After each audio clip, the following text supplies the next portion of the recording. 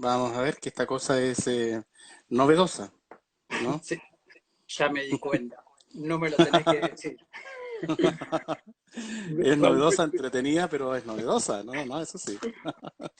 tranquilo, no pasa nada. Ya nos fuimos acomodando. Hicimos ayer el backstage, bien hicimos las pruebas pertinentes. Hoy nos Vale. volvemos a poner en contacto. Y bueno, nada, para mí es un gusto porque eso, al margen de que es algo nuevo para algunos, muestra las ganas, el interés. Nada, armaste unas imágenes, me pusiste el cuadradito para que no tape la imagen. Así que Hombre, exacto. Tiene que hacerse así, todo bien, todo detallado, ¿no? Aquí se van a sorprender digamos, todas las personas que están acá de la estructura, ¿no? Es importante mantener la estructura. sí, hubo un momento que dije, ay, estoy creando un monstruo, dije yo, porque No, no, no, no, no, no. ya El se monstruo ya está creado. obsesionó. No, no, para que estés tranquilo, el monstruo ya está creado ya. No, no, no. Ah, bueno, ahora me siento un poco más tranquilo, porque no Sí, sabía si sí, te sí. había dado toda la seguridad necesaria y suficiente para que te sientas tranquilo y a gusto, y que por ahí no le dije que tiene que relajarse. Bueno, pero nada, acá estamos. ¿Vos cómo estás? Todo bien, todo bien, todo bien. Así que, no, bueno, contento, digamos, de la invitación, en el sentido, digamos, de que creo que son espacios que, por lo menos, que creo que son importantes, digamos, de ir cubriendo, ¿no? Sí, Tal como tú comentabas, digamos, el Grupo Género es un grupo muy diverso, muy heterogéneo. Y la verdad, digamos que nuestra idea es poder difundir todo el área de la neurología en toda Latinoamérica, pero en todos los espectros, ¿no? Significa esto a nivel de los estudiantes, y por ejemplo los estudiantes se manejan muy bien con el tema de Instagram, a nivel de público, también mucho público también se maneja con Instagram, entonces pretendemos a futuro tener canales de Instagram, pretendemos también tener canales de YouTube, igual, digamos, en el fondo son los mismos instrumentos, digamos, que tú estás usando ahora para poder divulgar toda esta información, ¿no? Ahora, el grupo Geno es un grupo que está focalizado en el área de neurotología, básicamente, ¿no? tal cual. Y por lo tanto es un tema muy específico.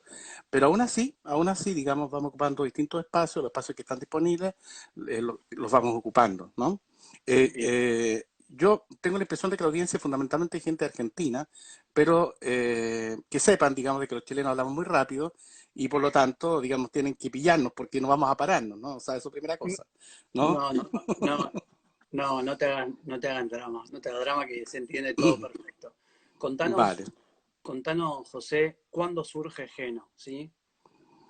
A ver, mira, Geno diría que nació en Argentina, nació en Buenos Aires después de un curso de INEVA, que lo organiza tradicionalmente el doctor Sergio Carmona, y que es conocido por todos, ¿no? Entonces, al final de ese curso, nosotros, yo me hice amigo, digamos, de Pilar Forero y de Juan Hernández, que son audiólogos de Colombia, y en el fondo empezamos a ver, digamos, de que era difícil poder mantener un poco el ritmo de estudio, de poder aprender, porque habían muy pocos cursos en ese momento. Entonces dije, bueno, a ver, ¿por qué no generamos un espacio para seguir estudiando, para compartir paper, para hacer varias cosas, ¿no? Y de ahí nació esto. Entonces, la idea es, bueno, invitemos a nuestros amigos. Entonces, claro, entre que invitábamos a los amigos, habíamos contratado una plataforma de Cisco Webex en ese tiempo y que cubría para 8 personas. Pero claro, nuestros amigos todos se interesaron. Entonces, al cabo de 2 semanas ya no teníamos un grupo de 8, sino que teníamos un grupo de 16. Y de esos 16 se fue multiplicando y ahora en este momento somos más de 900 en toda Latinoamérica.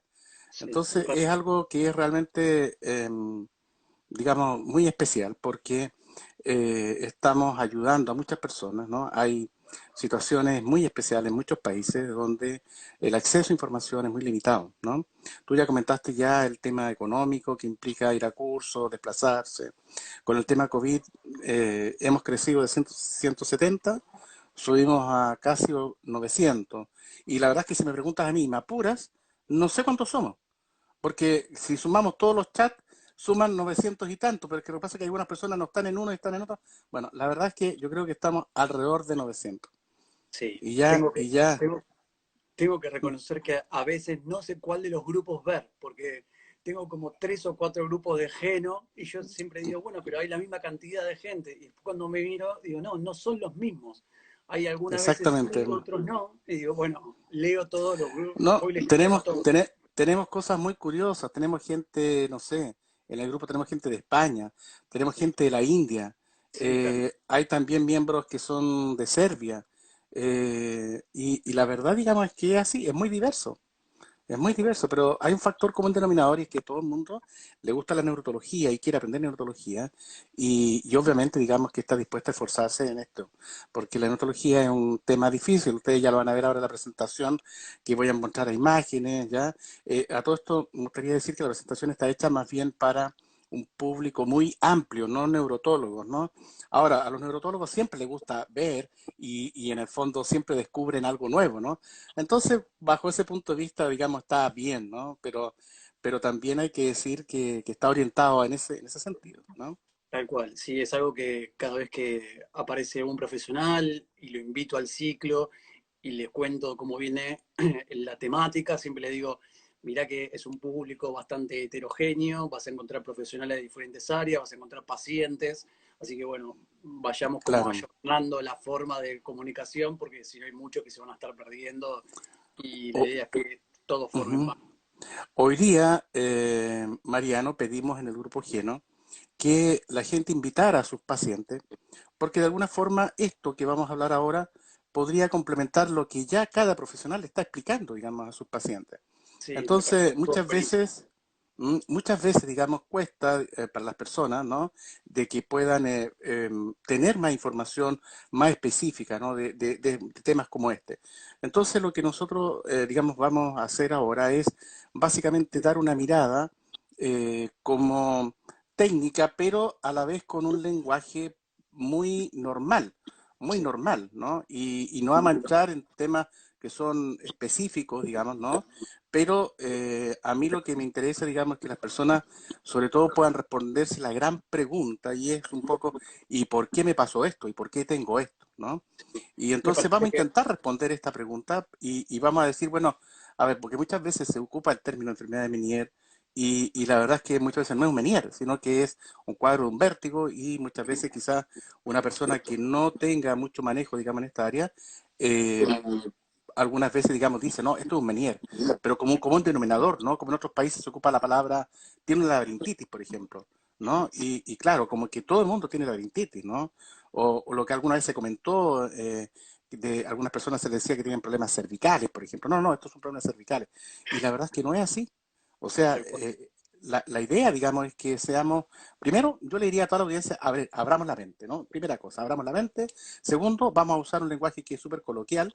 Y tercero, que sepan que hablo rápido y que tengo humor negro. Y ya con eso ya estamos al otro lado. No, tranca, no, no pasa nada. Y lo otro que estaría genial que le expliquemos también que vamos a apuntar más a todo lo que tiene que ver con las causas, ¿no? Si bien vamos a ir Exacto. nombrando un poquito, tampoco vamos a estar profundizando en la patología. No es la forma, no es el momento, pero sí darle parámetros fundamentales para que sepan de qué se trata y cómo poder diferenciarlo de otro tipo de Ujú. patologías. Sí, mira, te quiero hacer un comentario de esto que tú acabas de decir. Nosotros el año pasado presentamos este tema en la FINO, el grupo de Geno, distintas personas, y durante una hora y media, hablamos de temas súper técnicos y súper resumidos. O sea, yo tuve que hablar, por ejemplo, y tuve 10 minutos para hablar. Y hablé de todo lo que eran las causas, la fisiopatología básica, digamos, básica del Meniere. Entonces, con esto te quiero decir que es un tema tremendamente complejo. Uno podría estar hablando todo un día de enfermedad de Meniere solamente de temas básicos y intermedios, o sea, en ningún caso, digamos, avanzados, ¿no? Tal cual. Eh, no sé, la expresión eso que han corrido ríos de tinta escribiendo sobre Meniere es verdad, es verdad. Bueno, vamos a arrancar. ¿Te parece? Partimos, Bien. démosle Espera nomás, que ¿no? voy a tomar, para que no te estén tapando, voy a sacar los comentarios, cualquier cosa todos pueden escribir, los mensajes y las preguntas me van a llegar igual, pero denme Ujú. un segundo. Bien, bueno, ahora sí, ya te veo completo.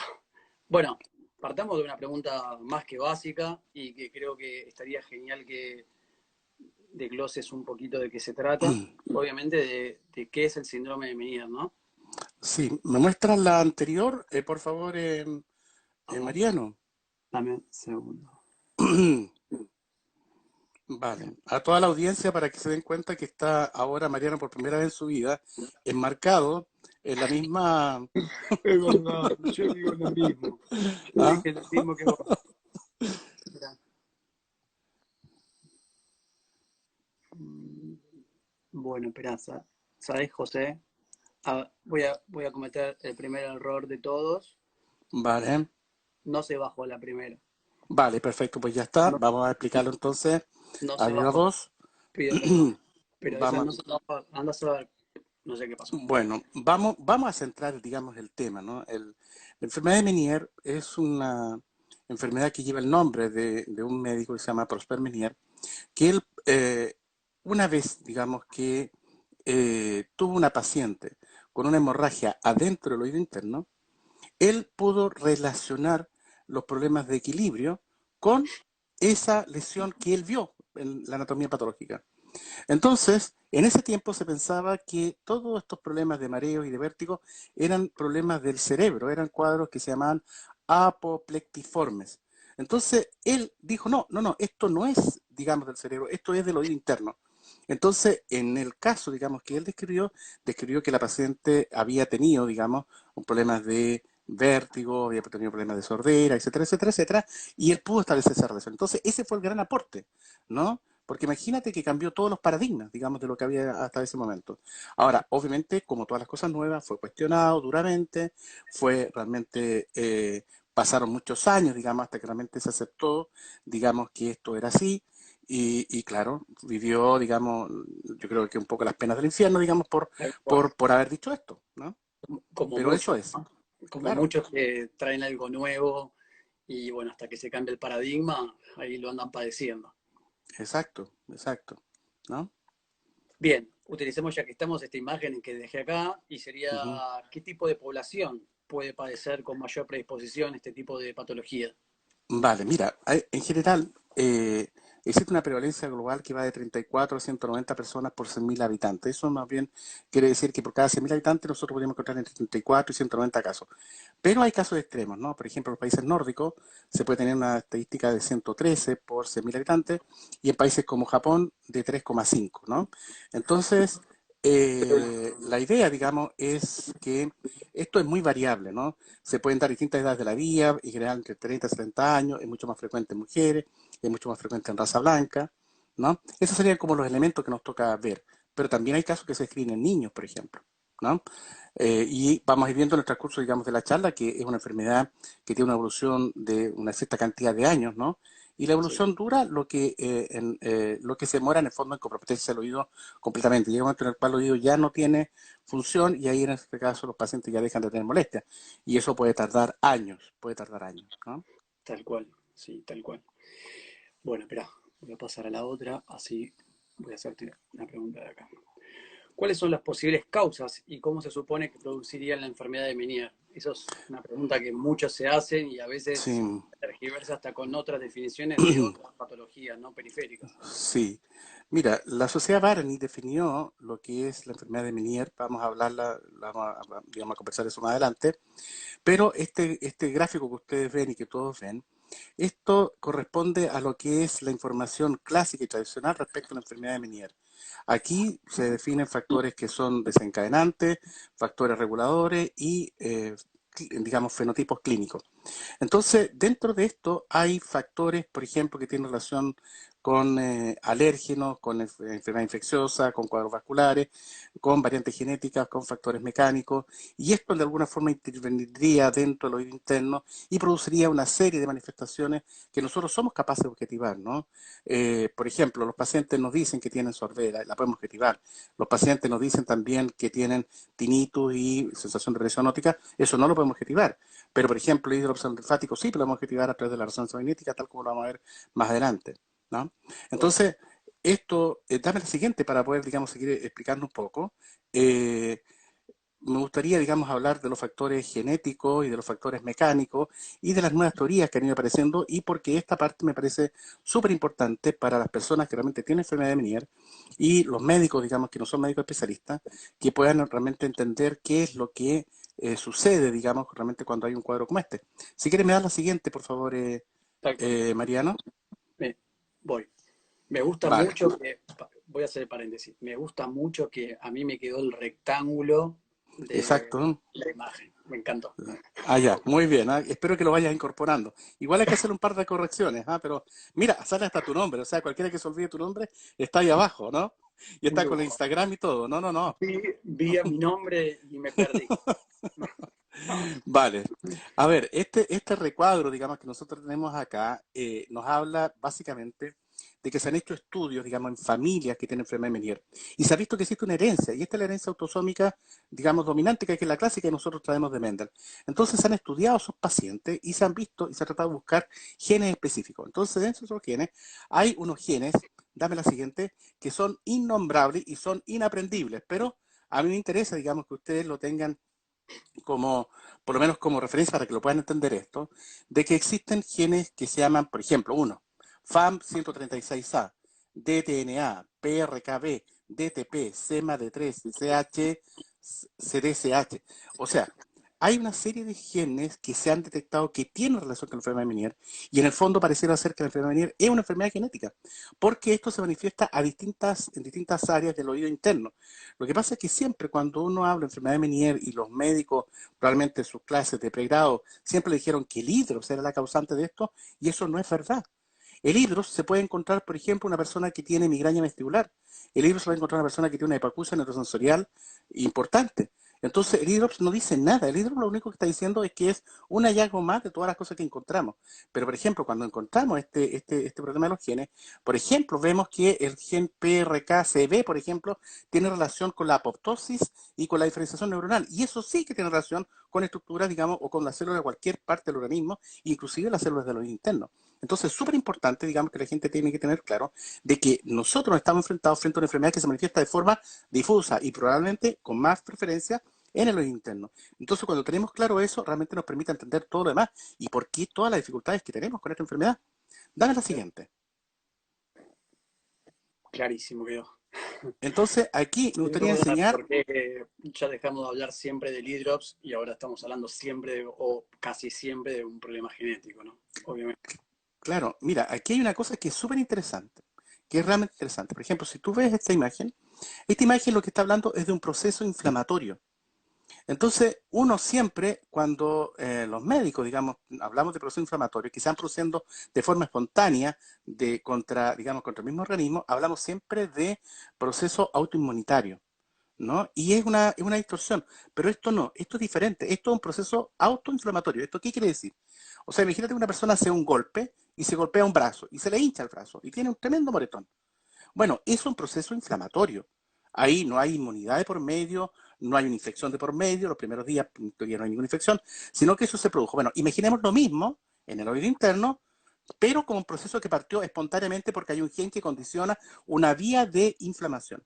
Entonces, realmente el proceso es extraordinario porque cuando se ha visto, digamos, que se produce, digamos, esto tiene relación con un gen que se llama, lo voy a decir ahora, es el RS4947296, con un número tremendamente largo, pero ese gen tiene relación con esta vía, digamos, de inflamación, que es la vía T-Wake, y esta vía se manifiesta, por ejemplo, a nivel del oído interno en las células ciliadas y en la lámina reticular que une estas células ciliadas. Entonces estamos hablando de una estructura que efectivamente está en el oído interno y que está en la zona que nosotros estamos en el fondo tratando de descubrir qué es lo que pasa, ¿no? Entonces, por lo tanto, es lógico pensar que eso sí que podría ayudar a explicar el problema, ¿no?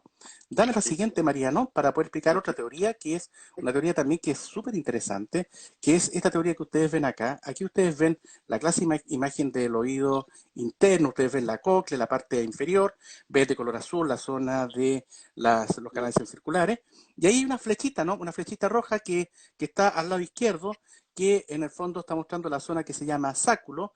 La zona del utrículo y la zona del sáculo son estructuras que son sensores lineales y por lo tanto tienen células ciliadas, tienen una capa intermedia y tienen arriba otolito. Bueno, el sáculo, nunca hablamos del sáculo, porque el sáculo no produce problemas de vértigo postural paroxístico benigno, pero sí, en el fondo hay una teoría que dice que cuando se prenden los otolitos del sáculo, podrían bloquear una estructura que se llama ductus reunis, que es el que está escrito ahí también. Entonces, al bloquear esta zona, en principio se podría interrumpir el flujo de endolinfa que se estaría produciendo, digamos, en algunas áreas del oído interno y eso permitiría la acumulación y eso permitiría explicar el hidrops, ¿no? Pero claro, dijimos ya que el hidros era una parte del tema, ¿no? Claro, Ahora, ¿qué es lo que provoca que se desprendan estos otolitos del sacro? No lo sabemos, no lo sabemos, no, eso no, ¿no?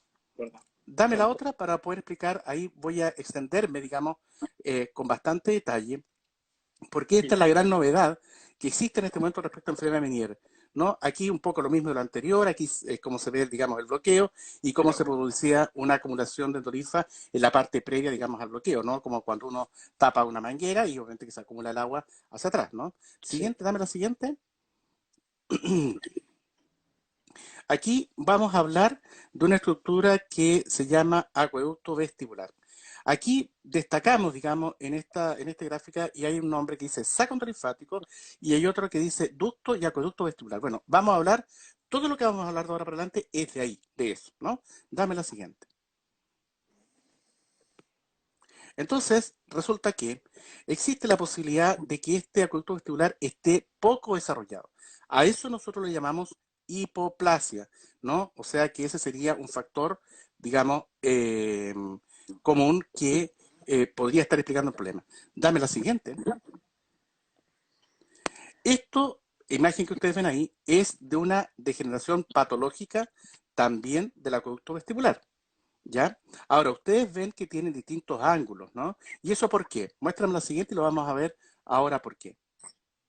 bien, espera. Que justo estaban escribiendo unos colegas, hablaban del estrés y hablaban del azúcar, ¿no? Ah, vale, vale. Bueno, y ahí vemos, digamos, que cuando hay, digamos, esta hipoplasia o este daño patológico, los ángulos en el cual se, digamos, se crece o está, digamos, este acueducto vestibular es diferente, ¿no? Entonces, eso es posible de definir a través de resonancia magnética. Y aquí vamos a ver una imagen hacia adelante, donde vemos realmente que hay un compromiso, ya sea de atrofia o ya sea de degeneración, ¿no? Entonces, pareciera ser que esta es la causa que en este momento estaría como más de vanguardia y más aceptada, ¿no? Y eso podría explicar en el fondo el problema. Dame la siguiente.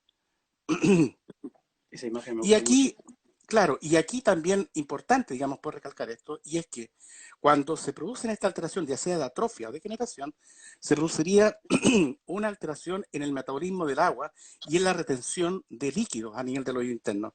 Entonces, pareciera ser, digamos, que el problema está ahí. No, eso es lo que aparentemente, digamos, sería como más aceptado en este momento. Pero si tú me preguntas y me apuras, dime, ¿cuál es la causa de enfermedad de Meniere? Respuesta, no lo sé. No Claro, lo sé, ¿no? No lo sé. más que claro, sí, más que claro. Lo bueno que queda claro en todo lo que dijiste es que el hidrops, que siempre se pensaba como que era el causante, no es el único detonante en todo esto, como Ujú. para darle la conclusión final. Y mi Exacto. pregunta, y mi pregunta que obviamente lo habíamos charlado y creo que realmente necesito que me lo aclares, es ¿por qué crees que esta enfermedad se agrupa dentro de las patologías periféricas? Vale, mira, es buena esa pregunta porque de alguna forma nosotros, digamos, en neurotología, digamos, siempre ordenamos todas las enfermedades en central y periférica. ¿A qué Sí, llamamos periférica? Aquellas que se manifiestan o tienen una causa en los órganos periféricos. ¿Y cuáles son los órganos periféricos? Estamos hablando de nervio vestibular, estamos hablando de la cóclea, estamos hablando de el utrículo, el sáculo y los canales semicirculares, que fueron las estructuras, digamos, que ya nosotros vimos en esta lámina anterior. Entonces, perfecto. ¿y a qué llamamos central? Llamamos central cuando hay un compromiso de tronco cerebral, cuando hay un compromiso de cerebelo, cuando hay un compromiso de estructuras subcorticales o de corteza cerebral. Porque es súper importante, digamos, que las personas tengan claro que el sistema vestibular es un sistema que es muy antiguo dentro de la evolución, digamos, filogenética. Sí, Entonces, es un sistema que nació muy precozmente, el, nació con los estatocistos, digamos sí, que era una vesícula que tenía igual, una piedrecita dentro, que era un estatolito, y eso permitía a los animales marinos invertebrados poder desplazarse a sentido horizontal, saber lo que estaba arriba, lo que estaba abajo, saber lo que estaba delante y lo que estaba atrás. sí, Y bueno, y eso fue evolucionando en el tiempo, pero después, a lo largo de la evolución, fue posicionándose en distintas, digamos, áreas. ¿no? Áreas corticales, subcorticales, por eso es que es tan importante y es bueno que salga esta pregunta, porque cuando una persona tiene un problema de equilibrio, tiene también problemas cognitivos y se Sí, relaciona con problemas emocionales. Y muchas veces, por ejemplo, en el caso de pacientes con enfermedad de Meniere, yo tengo muchos pacientes que tienen enfermedad de Meniere, que el gatillante, el por qué empiezan a tener síntomas, es justamente un estado de estrés. tal Una de cual. las experiencias que hemos vivido ahora con el tema de la pandemia, de los colegas que están trabajando, es que tienen muchas, digamos, consultas por pacientes que están descompensados de cuadros vestibulares, como por ejemplo la enfermedad de Meniere, ¿no? Porque obviamente que interviene, ¿no? Sí, sí, sí. Yo siempre hago alusión a lo que acabaste de decir, porque bueno, me encanta trabajar el área neurocognitiva y siempre hago el mismo comentario. El sistema vestibular está íntimamente conectado con la amígdala.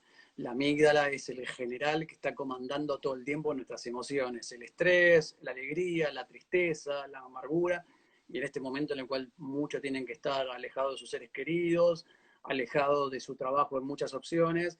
Bueno, te imaginarás que nuestro sistema de equilibrio va a estar alterado desde el punto de vista periférico en una forma importante. Mira, yo creo que todos los otorrinos, los neurotólogos que están en esta consulta, van a poder comentarte algo que es muy curioso. Y que algo que probablemente coincide con la experiencia, digamos, por ejemplo, que yo también he tenido. Yo, por ejemplo, una vez tenía un paciente con enfermedad de Meniere que él hacía crisis de horas. Después de las horas quedaba más o menos bien, pero igual quedaba con poca inestabilidad. Si ese fin de semana él tenía un partido de fútbol, él iba a jugar a la pelota y después del partido de fútbol se le quitaba todo, Claro, todo. O sea, tú obvio. puedes decir, es que iban estables, sí, pero en el fondo el poner digamos, su mente en otra cosa, realmente hacía que él se aliviara, ¿no? Sí, Entonces, eso es muy importante. El tema emocional en todo sí. lo que es problema del equilibrio es básico de entender. Tenemos que entenderlo muy bien, muy bien. Y lo otro que hiciste un comentario y no lo quiero dejar pasar es que hablaste de lo cortical y lo subcortical, ¿no? La importancia de empezar a crear al paciente esos primeros ejercicios desde lo cortical, o sea, que el paciente visualice el gesto, lo Exacto. asocie a algo propio de su vida diaria, para que después Ujú, lo pueda empezar a hacer en forma automática, en forma inconsciente, pero que ya lo tenga incorporado, ¿no? Que me gustó que ujú. hayas hecho ese comentario de cortical y subcortical, porque cuando damos los ejercicios, le tenemos que enseñar a visualizar también al paciente. Sí, yo sé que tú has tenido invitados, digamos, y invitadas acá, que han hablado mucho de la terapia multimodal, ¿no? Sí, Eso es muy buen enfoque porque de alguna forma es una mirada holística y realista, por tanto, de lo que realmente sucede con los pacientes que tienen problemas vestibulares. Nosotros no podemos aislarnos en el oído interno, ni en un laberinto posterior, ni en el utrículo, no, no, no. Tenemos que tener una mirada amplia, ¿no? Somos personas, primera cosa, somos sí, personas y tal tenemos cual, que abordarlo eso así, ¿no? tal cual. Bueno, espera que tengo un montón de preguntas. Bueno, otra pregunta importante que me parece a mí es ¿cuáles son los criterios de diagnóstico? Te hago tres preguntas seguidas. Dale. ¿Cuáles son los Vale. criterios de diagnóstico? ¿Sí? ¿Con qué sintomatología cursa este tipo de pacientes? Y obviamente una pregunta importante también a tener en cuenta es ¿con qué hipoacusia cursa esta patología? Vale. Bueno, vamos a responderte un poco todo, ¿no? Me gustaría que me dieras la siguiente Obvio. diapositiva para que pudiéramos explicarlo y que las personas también puedan tener el apoyo visual, Tal cual. digamos, de lo que estamos explicando, ¿no? Aquí ustedes ven digamos, una imagen donde aparece el siguiente texto, dice Diagnostic Criteria for Meniere Disease. Son criterios diagnósticos para enfermedad de Meniere y después de muchísimos años de darse vuelta y de muchas propuestas de distintas asociaciones y sociedades médicas, etcétera, etcétera, se llegó a un consenso donde participaron personas de Europa, personas de Estados Unidos, personas de Corea y personas de Japón. Entonces se hizo este consenso y definieron, digamos, lo que se podía entender por enfermedad familiar. Y esto tiene una utilidad enorme porque en el fondo así podemos hablar todo el mismo lenguaje y si alguien hace un trabajo de investigación o lo que sea, va a ocupar estos criterios diagnósticos y vamos a poder saber que efectivamente está hablando de lo que nosotros entendemos por enfermedad de Meniere, ¿no? Dame la siguiente.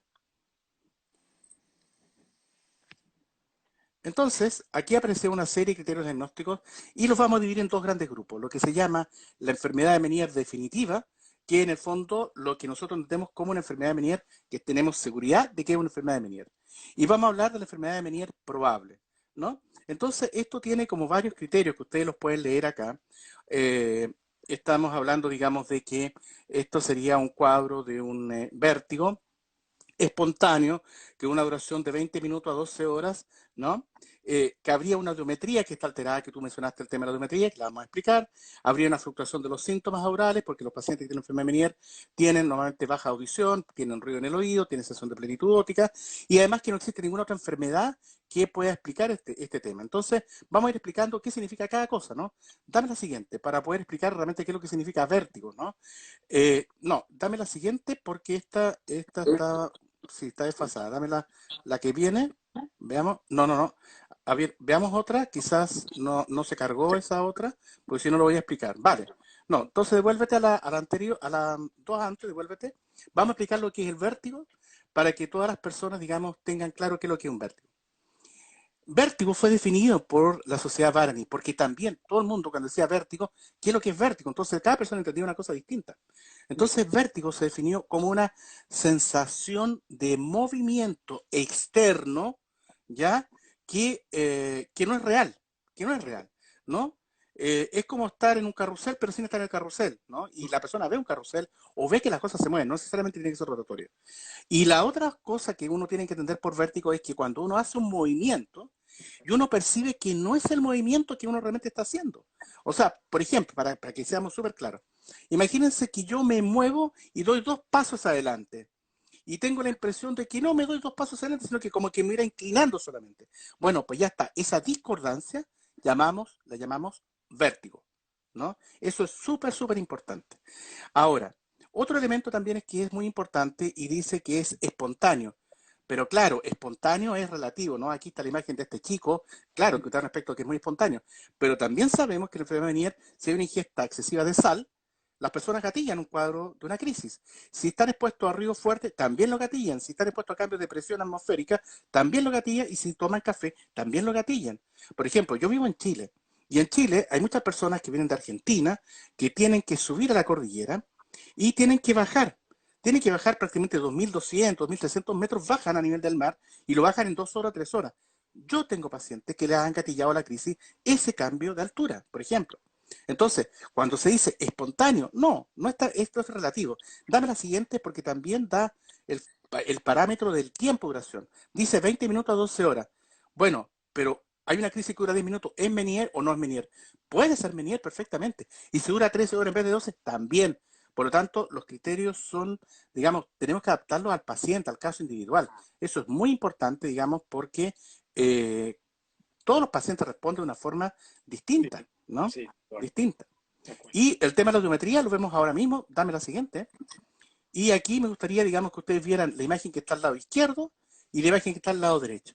La del lado izquierdo es del oído derecho porque está en color rojo y por terminología internacional el oído derecho se coloca siempre en color rojo.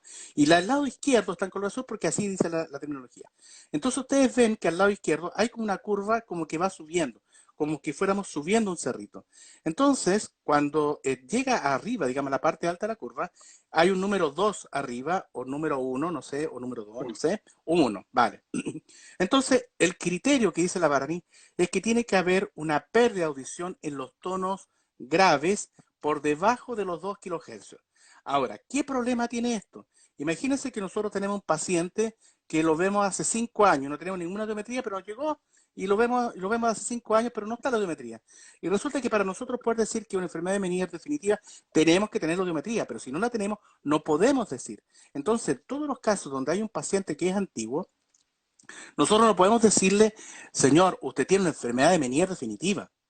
¿Me De entienden? acuerdo. Y eso, claro, para cualquier paciente le sabe muy mal, porque, a ver, doctor, pero usted no está seguro. ¿Por qué no revisa el tema? ¿Por qué no lo estudia? ¿No? Y no es así. Y es porque los criterios que nosotros tenemos son absolutamente rígidos y la verdad es que tiene muchas limitaciones. Ahora, ¿qué gran ventaja tiene el hecho de que sea en base a una audiometría el diagnóstico, ¿no? De enfermedad de Meniere definitiva? Tiene la gran ventaja que en todas partes del mundo hay audiómetros. Claro. Eso es una ventaja enorme. Por lo tanto, cualquier persona, cualquier médico que vea, digamos, que haga una buena anamnesis, que en el fondo pregunte bien al paciente, va a poder saber realmente si tiene vértigo o no, va a poder determinar el tiempo, va a poder si realmente si es espontáneo o no, y va a tener una audiometría y con eso puede hacer el diagnóstico. Con certeza, sí, con certeza, absoluta certeza, ¿no? Perfecto. Clarísimo. Clarísimo. Bueno, espera. Acá tengo. una pregunta que desde el momento que lo empecé a ver, y obviamente hasta hice una publicación en Instagram hace muchísimos meses atrás, o creo que del año pasado, que tenía que ver con la crisis de Tumarkin. Bien, Mm, esa crisis que para muchos es el primer marcador, ¿no? De algo que se viene, de una patología que todavía nos deja todo boquiabierta. Y bueno, obviamente quiero que me expliques bien qué es la crisis de vale. Tumarkin. Vale.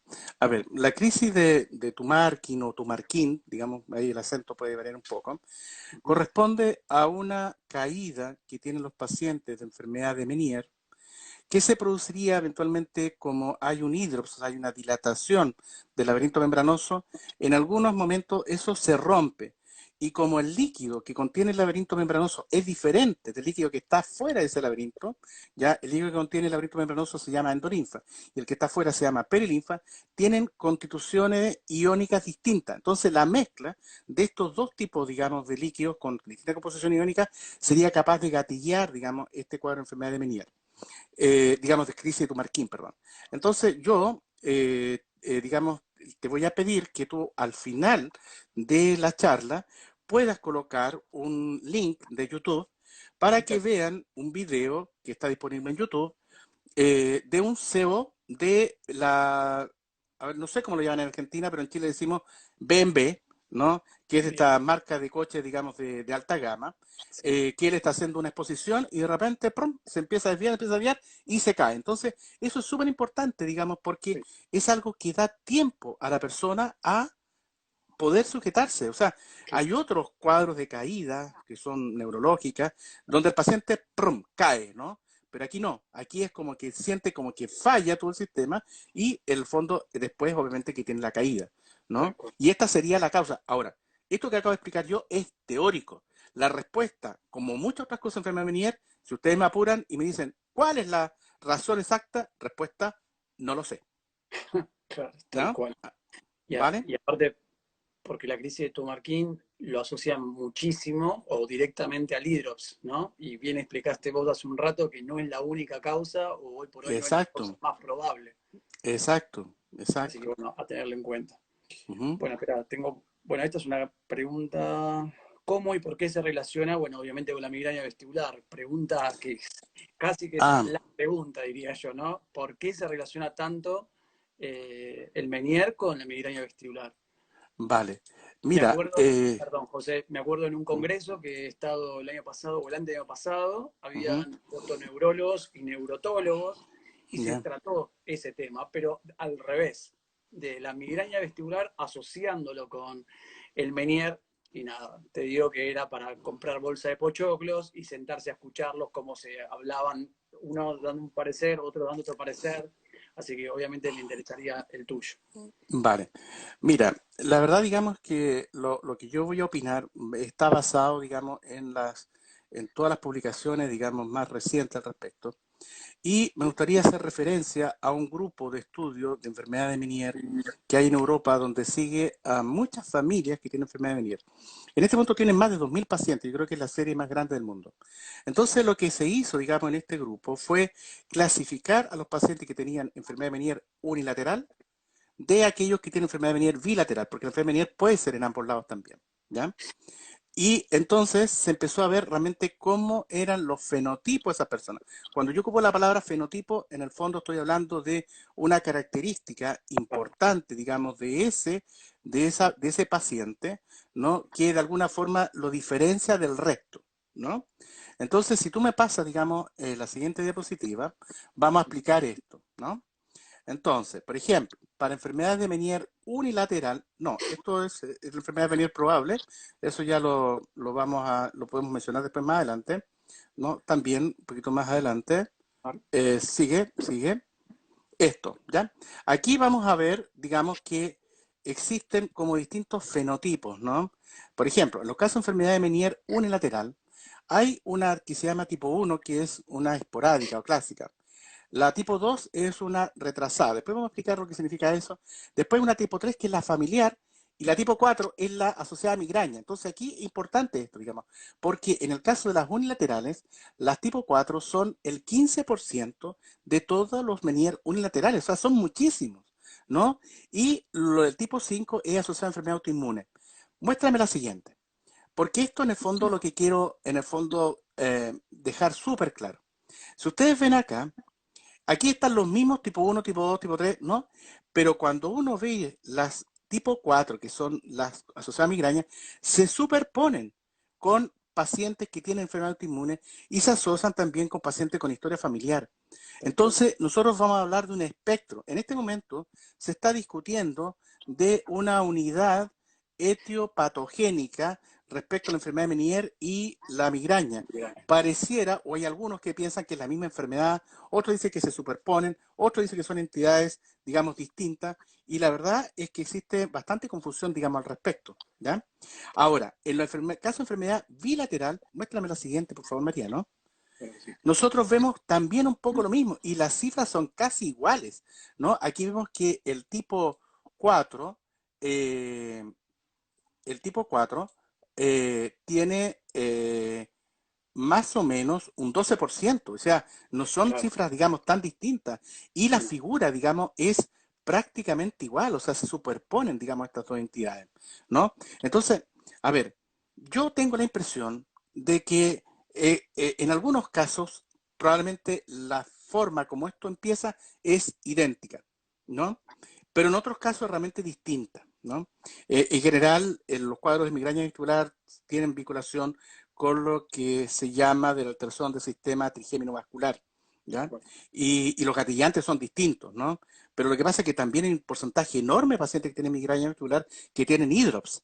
Entonces, claro, o sea, realmente yo creo que es muy importante, digamos, que todas las personas que nos están escuchando, que entiendan de que la enfermedad de Meniere es un tema que es extremadamente complejo, que lo que sabemos es muy poco y que realmente lo que necesitamos, digamos, es justamente seguir en esta línea, o sea, establecer diferentes fenotipos, ¿no? Porque, por ejemplo, los medicamentos, cuando uno lo analiza globalmente en todos los pacientes, los medicamentos dicen no, no ayudan.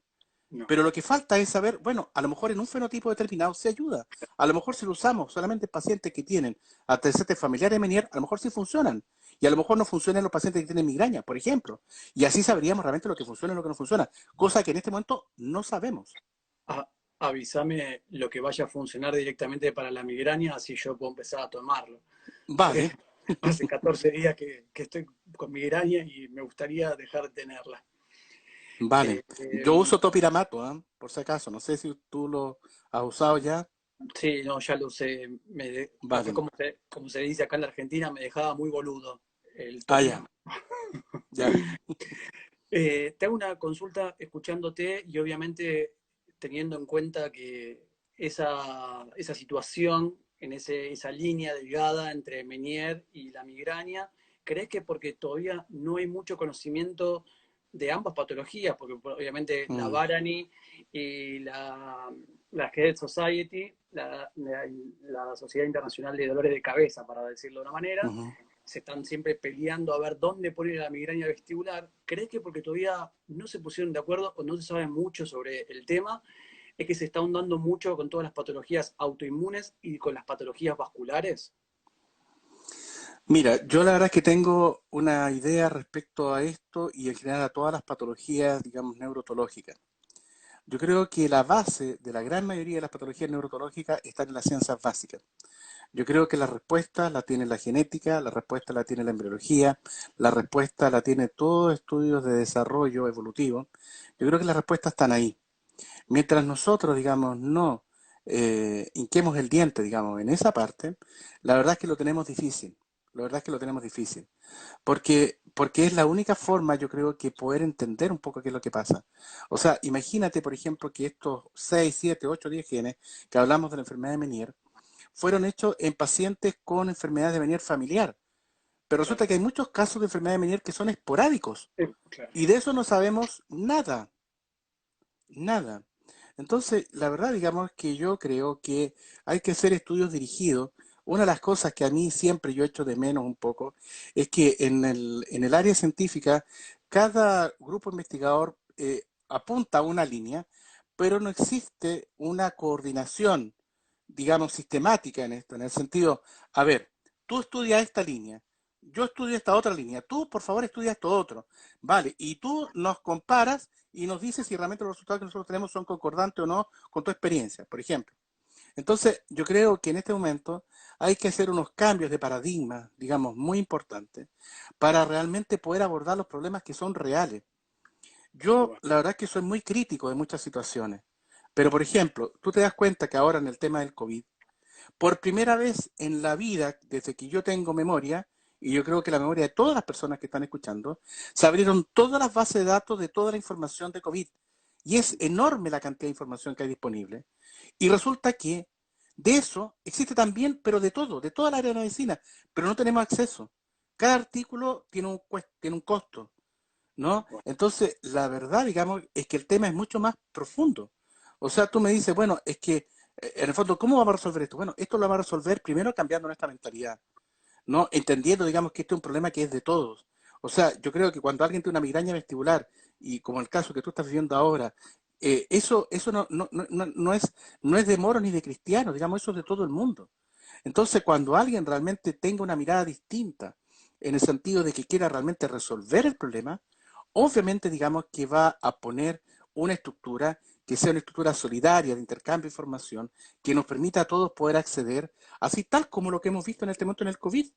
Tú colocas en cualquier base de datos COVID y tienes toda la información que tú quieras tener, pero todo, ¿no? Entonces, yo creo, digamos, que este es un tema donde por primera vez en el mundo, todas estas grandes empresas, digamos, se han dado cuenta de que realmente necesitan de que haya algún genio, de que haya alguna persona que es muy clever, de que realmente se le ocurra algo y que realmente requiere la información para poder confirmar ese algo y ahí esté la solución del problema. ¿Me entiendes? Pero es porque en el fondo la necesidad te tocó la puerta, Claro. ¿no? Te tocó la puerta. Y claro, es un tema mucho más profundo, digamos, ¿no? De lo que estamos conversando, pero como lo que estamos haciendo en el fondo es dialogar y ver realmente cuáles son los temas como más esenciales y más trascendentes, al final, si tú te das cuenta, a lo mejor la enfermedad de Meniere es un tema que es absolutamente secundario. Porque realmente las cosas que son trascendentes no las estamos abordando. Estamos viendo en el fondo, claro, cómo es la enfermedad, cómo se comporta, cuáles son las causas y todo eso. Pero lo esencial no lo estamos haciendo, Claro, por ¿no? ahí estamos basándonos otra vez en el síntoma, ¿no? O en la consecuencia de la patología de base. Exacto, Mm. Bueno, exacto. por ahí tendríamos que volver a hablar otra vez de lo que son las emociones, ¿no? La importancia de Mm, nuestra forma de vivir, ¿no? Lo dejamos sí, así como puntos suspensivos. sí, Espera que sí. acá te hicieron una pregunta y quiero que no la dejemos pasar porque tenía que ver con la parte de audición. Te preguntaban, ¿esa disminución de la audición en el Menier es constante o se observa solo durante la crisis? Obviamente, contéstale vos, por favor. Vale. A ver, en las etapas iniciales de la enfermedad de Meniere, la hipoacusia es fluctuante. ¿Qué es lo que vemos, digamos, de forma clásica? Un paciente siente que tiene plenitud óptica, ¿no? Un día X. Momentos después, o días después, o horas después, siente hipoacusia. Momentos después tiene la crisis de vértigo. Eso es como lo clásico. Y eso es fluctuante. O sea, eso puede durar horas y la paciente se recupera. Y después puede quedar con un poco de zumbido, un poco de plenitud óptica, y al cabo de unos cuantos días ya está bien. O sea, hay fluctuación.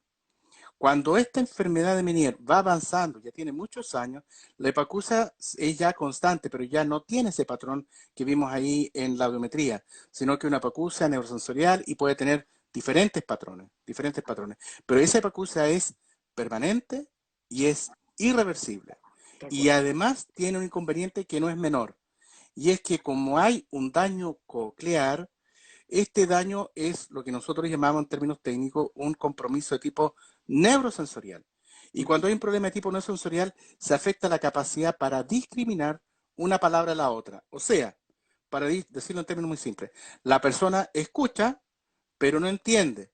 Para Claro. ser súper gráfico, para que a ustedes les quede sumamente claro lo que estoy tratando de decir. Es como escuchar una radio mal sintonizada, que ustedes la pueden colocar súper fuerte, pero no van a entender. Pero, claro. Bueno, eso es lo que viven los pacientes que tienen enfermedad de Meniere avanzada, ¿ya? Clarísimo. Acá te Bueno, sí, mira, otra pregunta sobre audición. Te pregunta si la pérdida auditiva es igual en los dos oídos o en un oído puede llegar a tener más Mm, pérdida auditiva que el otro. Esta pregunta es maravillosa, felicito al que la hizo porque realmente nos aprovechamos de hablar del compromiso bilateral. A ver, las estadísticas globales dicen que la enfermedad de Meniere se hace bilateral en el 25-30% de los casos. Pero ¿eso de qué depende? Depende de la edad en que se diagnostique la enfermedad de Meniere. Por ejemplo, si nosotros tenemos una persona joven que se le diagnostica la enfermedad de Meniere a los 20 años, esa persona tiene altas posibilidades de que se va a hacer bilateral en el transcurso de los años. Pero si tenemos una persona que tiene una enfermedad de Meniere a los 60, 65, obviamente que de los 65 hasta la edad en que se muera, es poco el tiempo que hay y por lo tanto tiene poco riesgo de hacer una enfermedad de Meniere contralateral. Entonces, quizás ahí a lo mejor podríamos ir avanzando, Mariano, con Sí, el tema de la resonancia magnética, porque justamente una de las utilidades, digamos, de la resonancia magnética, que aunque si bien es cierto, una utilidad que es más bien teórica, es justamente pesquisar el compromiso siguiente, el compromiso bilateral, ya, o contralateral. Porque aquí tenemos la imagen de un resonador, porque vamos a hablar de resonancia magnética, muéstranos la siguiente. recuerdo. Entonces, lo que hace, digamos, la resonancia magnética es que cuando se coloca gadolinio, aquí ustedes ven que el gadolinio entra en los espacios perilinfáticos. Cuando dice OK, es el espacio de la rampa vestibular y el espacio de la rampa timpánica. Y la rampa coclear, que es la que está al centro, hay una cruz, porque ahí el gadolinio no entra. Entonces, si nosotros justamente es el espacio del laberinto membranoso, es el que se dilata. Y por lo tanto, yo puedo ver el grado de dilatación por la cantidad de gadolinio que no entra en esa zona. O sea, en el fondo, esa zona me aparece negra. La rampa vestibular y la rampa timpánica me aparece con contraste, porque ahí entra el contraste, ¿no? Recuerdo. Muéstranos la siguiente. Y en esta imagen que viene, yo lo que quiero, digamos, es decir, es cómo se va viendo una progresión desde un nivel normal, por ejemplo, la cóclea, aquí estamos viendo la cóclea, la lámina más arriba se ve una flechita y se ve un aspecto que es normal, y en el segundo un aspecto que ya está un poco más avanzado, y en el tercero, la imagen negra, está cubriendo prácticamente toda la rampa, eh, digamos, de la cóclea y la rampa vestibular, ¿ya? José, Entonces está lleno, lleno, lleno, ¿no? Pues está dilatado. y obviamente si tienen preguntas, que por Ujú, favor se tomen el atrevimiento y que te escriban. Así que si querés ujú. decir un mail, como para que si te pueden escribir en algún momento alguna duda que alguien haya Sí, tenido. por supuesto, ¿no? Sí, Lo voy a colocar acá, a ver si me deja. No, no me deja. Pero es jlpintou@gmail.com. bien. jlpintou@gmail.com, ¿no? Perfecto, buenísimo. Me ¿No? alegro mucho porque ¿Mm? después ha pasado con otros colegas que me dicen, ¿sabés que me escribió tal persona? Le mandé tal artículo, o Mm, me están preguntando, o me aparecieron pacientes. Así que, bueno, sí, nada, eso es lo bueno sí, de sí, no, estar por así supuesto, conectado. abierto a ayudar, abierto a ayudar. La enfermedad venía no es una enfermedad que sea muy frecuente, pero sí es una enfermedad que puede ser muy invalidante, por lo tanto la importancia que tiene, y por eso que aparece siempre en todos los foros y cada vez que tenemos que organizar algo, es básicamente, digamos, porque es realmente una enfermedad que puede invalidar mucho, entonces de Tal ahí cual, es la importancia. No es por tal la cual, frecuencia, ¿no? No es por la frecuencia, tal cual. ¿no? Así que, bueno, José, te robamos 10 minutos más, ¿dale? ¿Te parece? No, no, no, démosle nomás y terminemos esto Bueno, para que quede genial. bien armado esto Mejor, en el YouTube y en todos para, lados, ¿vale? para mí mejor. Dale, le damos para Ujú. adelante. Bueno, espera, tengo una bocha de preguntas, como ya sabés, acá. Bueno, esto ya lo estuvimos hablando, cuáles son los estudios para colaborar con el diagnóstico, estuviste hablando hasta recién. Ujú. Eh, una pregunta, creo que también me la hicieron en el día de hoy y que querían que diferencias el vértigo, ¿no? Que hasta recién estuviste hablando un poquito de qué era el vértigo, que Ujú. diferencias ese vértigo con otras Mm, patologías, tanto vale. periféricas como centrales. Vale, perfecto. Mira, me gustaría que pudieras compartir pantalla de nuevo y Dale. pudieras mostrar una imagen Me quedé, donde justamente yo hablo de eso me para quedé. que las personas, digamos, puedan entender bien realmente estas diferencias que hay. No, dale más adelante, por Dale, favor. Bueno, esto era complemento. Ya, aquí llegamos, ¿no? me pareció que era ese. A ver, este es un gráfico que es como muy claro para poder decir lo siguiente. Aquí ustedes ven unas barras de color rojo que indica que el paciente en ese momento tuvo un vértigo. La barra de color azul es para decir que tiene una hipoacusia significativa, como la que se pide en los criterios de la Sociedad Barry. Y digamos, la línea vertical verde es para hablar de los síntomas orales. Y cuando hablamos de síntomas orales, estamos hablando de plenitud óptica y estamos hablando de tinnitus o zumbidos en el oído. Entonces ustedes ven en la franja de arriba que muchas veces, por ejemplo, el paciente tiene vértigo de color rojo y una barra verde. ¿Qué significa? Que en ese episodio tuvo síntomas orales. Después, por ejemplo, tuvo una vez vértigo, después tuvo otra vez aislado síntomas orales. Lo perdí. Digamos, es que eh, el paciente, digamos, tiene síntomas, eh, tiene síntomas que son, que no están juntos, digamos, todos. Entonces, recién cuando hay un episodio de vértigo con la hipoacusia, se puede hacer el diagnóstico de Meniere. Entonces, no es que existan distintos tipos de vértigo, sino que en el fondo, cuando el vértigo coincide con la hipoacusia, se puede hablar de Meniere, porque el vértigo es el mismo. La sensación de percepción de rotación y todo lo demás es exactamente la misma. ¿Ya? Bien, acá te preguntan, José, ese vértigo de la crisis de la enfermedad de Meniere, ¿se puede tratar? Obviamente que sí, se puede tratar. Si quieres pasamos a la siguiente Sí, para que podamos, deme un segundo, tal cual.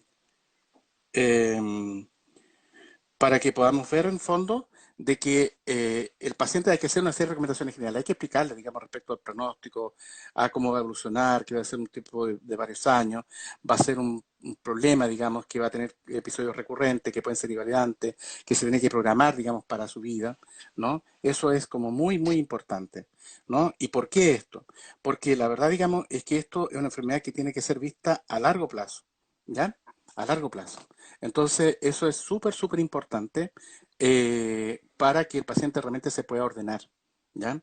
Y tiene que programarse, ¿no? Eso es como muy importante, ¿ya? Bien. Espera que acá te hicieron otra pregunta más. Dicen si ese vértigo de la enfermedad de Meniere se puede llegar a trabajar igual que un BPPV. Hay pacientes que tienen enfermedad de Meniere y tienen BPPV asociados, ¿no? Eso se da en un porcentaje de pacientes. Pero no, el manejo del BPPV es una patología mecánica y se hace con maniobras de reposición, y mientras que el enfermedad de Meniere es otro tipo, digamos, de enfermedad, digamos, donde habría síntomas fluctuantes, donde habría un compromiso auditivo, muchos de sus pacientes hay que colocarle una prótesis auditiva, muchos de sus pacientes hay que darle sedantes vestibulares durante la crisis, se puede hacer rehabilitación vestibular también el periodo intercrisis, ¿no? Todo eso se puede hacer, ¿no? Perfecto, clarísimo. Eh, bien, acá obviamente pregunta importante para los pacientes. ¿Cuáles son los cuidados que deben llevar adelante los pacientes durante obviamente esta enfermedad, ¿no? Mira, yo creo que lo más práctico es poder asumir que el hecho de tener esta enfermedad implica tener limitaciones, ¿no? ¿Esto qué significa? Significa que el paciente podría eventualmente programarse un poco, ¿no? Se supone, digamos, que es una enfermedad que aparece de forma espontánea, que se aparece de forma espontánea. Entonces, por ejemplo, yo he tenido pacientes que trabajan en una empresa, no sé, te recuerdo de uno, que él estaba completando de estudiar una carrera técnica y estaba trabajando en esta empresa, ¿no? Entonces, yo le dije, bueno, a ver, ¿por qué no te programas y completa esta carrera técnica que te da la posibilidad, por ejemplo, de ser independiente, ¿no? De no depender de un horario y todo lo demás, porque en el fondo justamente ese horario que él tenía es un horario que lo estresaba y lo sacaba un poco de todos los márgenes normales. Entonces, dice, ¿por qué no te tomas no completas esta carrera, vas a tener una profesión independiente, vas a poder, en el fondo, tú parar cuando tengas que parar, y si tienes que parar 2, 3 días porque tienes una crisis, pues ya está, ¿no?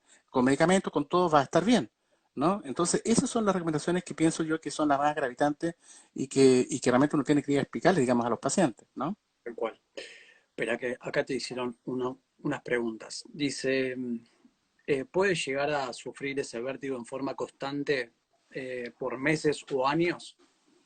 Normalmente, cuando un paciente tiene un cuadro de un Meniere que no se ha logrado compensar, la mayoría de las veces es porque hay que hacer algún ajuste de tratamiento.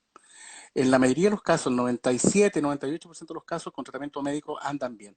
Y cuando no responden a eso, existen opciones terapéuticas como por ejemplo la gentamicina intratimpánica, ¿no? Es como una muy buena como una muy buena alternativa, ¿ya?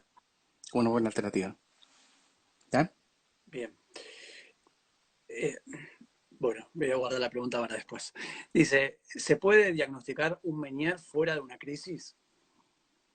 Sí, si un paciente, por ejemplo, tiene una historia clara de un vértigo, cumple con los criterios de duración, cumple con los criterios, digamos, de la audiometría, sí, se puede hacer, si se establece sobre todo que son crisis fluctuantes, crisis periódicas.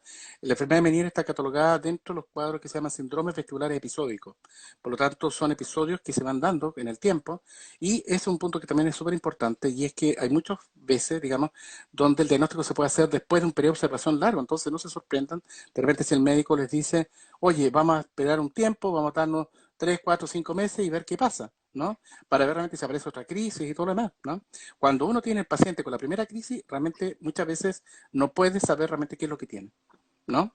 ¿Ok? Tal cual. Porque hay otros cuadros que también pueden provocar lo mismo. Entonces, la verdad es que tiene que tomarse muchas veces un tiempo de observación, ¿ya?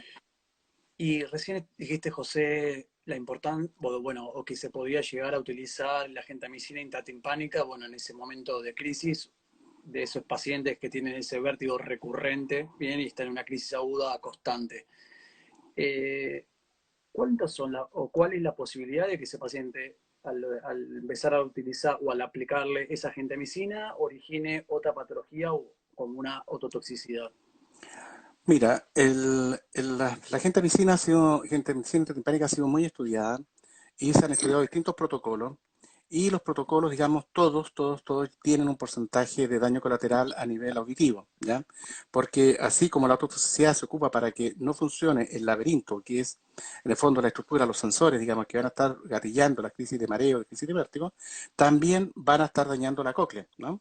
Entonces, el porcentaje es variable, pero digamos que cifras que serían razonables estarían alrededor del 5 o 10% de daño asociado auditivo, ¿no? Que no es menor, que no es No, menor, no es no, no, menor, tal cual. ¿no? Y bueno, y acá creo que contestaste justo una de las preguntas que ¿no? decía, dice, ¿qué tipo de secuelas puede dejar? Bueno, Sí, creo que acá dijiste alguna de las posibles, ¿no? sí, sí, sí, sí, sí, sí, sí, sí, sí. Acá te preguntan, dice que debo tomar diuréticos, por ejemplo, el Durex 25. ¿Eso está bien? Mira, todo el tema de tratamiento es súper controvertido. La medicina basada en evidencia a veces discute la utilidad de digamos, de los diuréticos. Hay trabajos que dicen que sí sirve, hay trabajos que dicen que no sirve, ¿no? Por ejemplo, en Estados Unidos, donde no se puede usar betaistina, en esos casos, digamos, en esa situación, en Estados Unidos se ocupan mucho los diuréticos, ¿no? Ya hay protocolos, digamos, que hablan del uso, digamos, de los diuréticos, ¿no? Sí, sí, tal cual. Eh, pero, pero realmente es un tema que es cuestionado. No es aceptado ampliamente, ¿no? No hay ningún medicamento realmente que sea así como aceptado directamente. Deme un segundo. Sí, Disculpa, dame el cargador. Vale. bien. Perdón, disculpa. No, no, todo bien, perfecto. ¿Ya? Un Bueno, segundo. Lo que pasa es que estoy con un tema técnico no pasa, porque estaba descargándose no pasa el, nada. eh, Mira, ahora. ya me ha Ahora pasado, ya le puse el cargador, perdón, disculpa, ¿no? no pasa nada. Vale, perfecto. Aquí estamos de nuevo Sí, en el aire. Y ahora ya estoy más tranquilo ya porque ya está cargándose esto. Yo miraba y no, sí, ¿no? ya Pero bueno, temas me di domésticos. cuenta, yo me di cuenta que algo estaba pasando, porque los Sí. ojos se te iban. O te pusiste a hacer un ejercicio ahora de No, no, mirada no, no, no, no, no, periférica. no.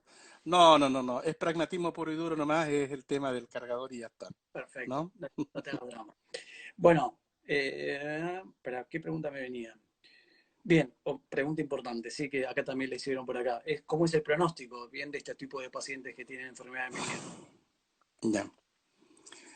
Mira, desgraciadamente no creo que haya nadie que pueda tener un paciente con enfermedad de Meniere y le pueda decir el pronóstico de lo que usted va a tener o la forma como usted va a evolucionar. Yo creo que eso es súper importante que las personas lo tienen que tener claro.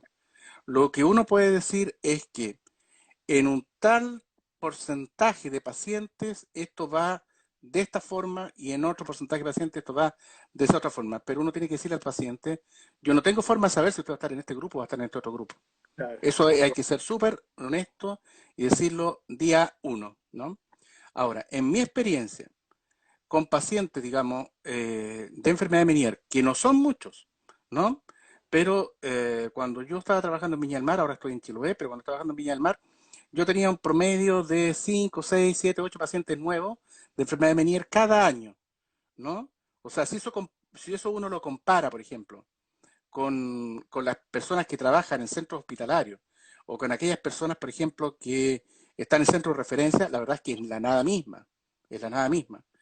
Pero si yo lo comparo eso con la cantidad de pacientes que veo por otras patologías, porque yo vivo en Chile, digamos, ¿no? Entonces aquí las personas de ascendencia europea son pocas, personas del norte de Europa son pocas, ¿no? Entonces, la verdad es que no es frecuente la patología.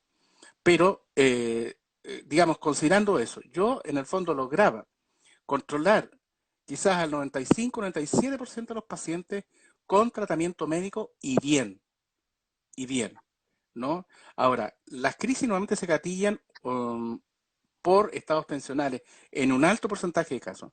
Algunas veces por alguna comida, los cambios de presión atmosférica, el café, el alcohol, ¿no? Pero la mayoría, digamos, de los pacientes se logran controlar bastante bien. En algunos pacientes también hay que incluir todo lo que es la parte emocional, el apoyo de algún psicólogo, el apoyo de algún psiquiatra. Eso también, digamos, puede ser importante, digamos, en esto, ¿no?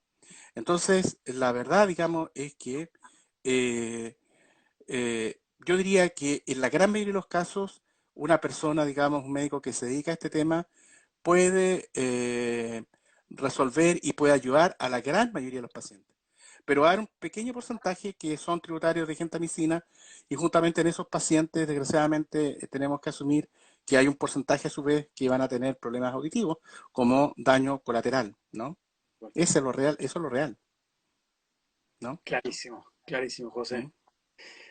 Bueno, no te robo mucho más tiempo, pero decime simplemente, obviamente desde tu experiencia, obviamente desde la clínica, ¿qué le dirías a un paciente? Porque veo que hay un montón de pacientes que estuvieron escribiendo ahí durante toda la charla.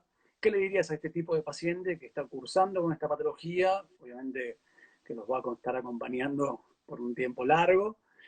Bueno, ¿cuáles serían los comentarios o qué le estarías dejando vos para este tipo de pacientes?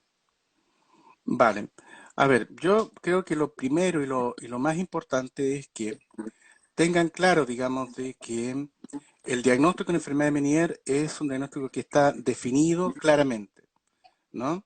Por lo tanto, muchas veces, digamos, eh, es importante, digamos, tener la seguridad y tener la certeza de que esto realmente es así, ¿ya? O sea, una persona que se marea no necesariamente es un Meniere. El Meniere tiene que cumplir con estos criterios que nosotros comentamos y que nosotros dijimos, ¿no? Si no, no es enfermedad de Meniere. Eso es lo primero. O sea, primero estar seguro de que realmente tienen un Meniere. Y para poder tener esa certeza, en general, todos los médicos otorrinos, digamos, de casi todos los países latinoamericanos, tienen la formación como para poder hacer un diagnóstico con esa seguridad y con esa certeza, ¿ya? Segundo, tienen que entender de que esto es un proceso evolutivo, que es un proceso, digamos, que puede durar años y que además, el médico puede tomarse un tiempo para poder observar la evolución de la enfermedad, para poder ver realmente cuáles son las mejores opciones de tratamiento, porque cada paciente es totalmente distinto y cada paciente responde de una forma diferente. Por lo tanto, el hecho de poder, en el fondo, tener como esta ansiedad, doctor, dígame lo que tengo, doctor, dígame qué es lo que me va a funcionar. Y este tratamiento que usted me está dando, ¿me va a funcionar o no va a funcionar? Respuesta, mire, necesitamos tiempo, mire, necesitamos confirmar, cada persona responde de forma diferente y por lo tanto tenemos que saber realmente cómo va a responder usted, ¿no? Tercero, que existe una línea de investigación muy grande a nivel mundial respecto a esta enfermedad. Y es de esto, digamos, de estas investigaciones, nosotros, digamos, tenemos que tener claro que la enfermedad de Meniere, de alguna forma, es como un grupo de enfermedades que nosotros le llamamos enfermedad de Meniere. Pero probablemente hay muchas enfermedades que están involucradas y que nosotros llamamos enfermedad de Meniere. De hecho, los criterios diagnósticos son criterios que son muy generales, ¿no? Entonces, en la medida que nosotros logremos diferenciar los distintos fenotipos, que ocupamos esa palabra, digamos que los distintos tipos de enfermedades que están involucradas acá, vamos a poder de alguna forma establecer tratamientos específicos. Pero eso va a tomar tiempo, va a tomar muchos años. ¿Por qué? Porque todos los medicamentos requieren un proceso de evaluación, ¿no? Y la verdad, digamos, es que es desgraciadamente lento. desgraciadamente lento. Yo recuerdo todavía hace 2, 3 años atrás, donde se hizo un estudio de la betaistina, muchos de ustedes deben estar usando betaistina, pero hubo un artículo, digamos, de la betaistina que decía que no funcionaba. Y había artículos que aparecieron después de ese trabajo, que es un trabajo muy bien hecho, de la BMED, en el año 2016, donde decía, es que no tenemos nada para darle a los pacientes de enfermedad de Meniere. No tenemos nada, porque los diuréticos están cuestionados. La betistina estaba cuestionada. Los corticoides también están cuestionados. O sea, en el fondo no teníamos nada, ¿no? Y después, por supuesto, digamos que empezamos a ver y empezamos a tranquilizarnos todos y empezamos a ver que sí, efectivamente, muchos pacientes responden y en aquellos que responden, obviamente, los podemos ayudar. Pero el problema acá es, usted, paciente, sé yo de antemano si usted va a responder o no. Respuesta, como las anteriores que ustedes me han escuchado, no lo sé. Tenemos que probar, tenemos que ver. Entonces, este concepto que muchas veces se ha perdido en la medicina moderna respecto a hacer lo que se llama la preterapéutica, es algo que realmente nosotros tenemos que, en lo que se refiere a enfermedad de Meniere, tenemos que considerarlo. Entonces, ustedes tienen que tener paciencia con todo lo que se les va a ir planteando, ¿no? El diagnóstico es simple, ustedes cumplir con esos criterios, cualquier otorrino lo puede hacer, cualquier neurólogo que se dedica a la neurología también lo puede hacer. Pero el problema, digamos, es la evolución. Cada persona evoluciona de forma distinta. De acuerdo. Ustedes ven que hay a lo menos 10 fenotipos diferentes y cada cual tiene una evolución distinta, ¿no? Entonces, la verdad es que en esta enfermedad no hay absolutos. Esto no es como una amigdalitis que uno ve a un paciente en la amígdala, le da una penicilina y a los 3 días está bien. No, esto no es eso. Este es un tema que es, digamos así, como un espectro de enfermedades donde la verdad es que nosotros que nos dedicamos a este tema tratamos de establecer diferencias, tratamos de ayudar a los pacientes y muchas veces logramos estabilizar a los pacientes, a veces después de varios meses, digamos que estamos en tratamiento. Y lo que yo puedo decir, en base a mi experiencia, es que en el 90-95% de los casos uno lo logra hacer bien. Los pacientes pueden tener una calidad de vida normal. Que de repente tienen alguna crisis, sí, pero a lo mejor si la tenían la crisis todos los meses, a lo mejor la tienen 1 o 2 veces al año.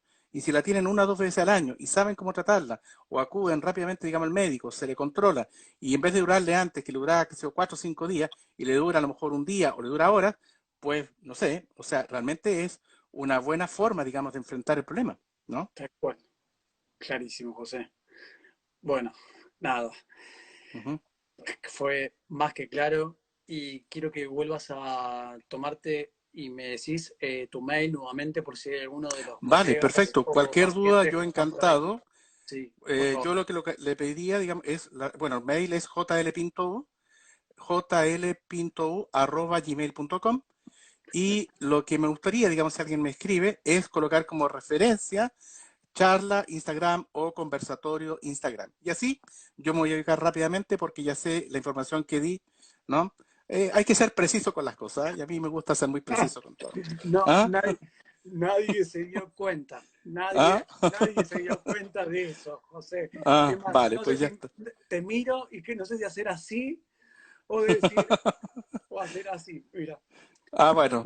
Bueno, si Oh, estás con jaqueca, si te hace así en los lados de la zona frontal externa, no good, porque esa es zona de cefalea tensional. Entonces, si te no, hace así, voy a pensar no. que es migraña más cefalea tensional, o sea que no good. Las dos cosas tengo. Me duele Ah, la mitad vale, de la cabeza y me duele acá y acá. Así que, nada, ¿qué vale. va a hacer?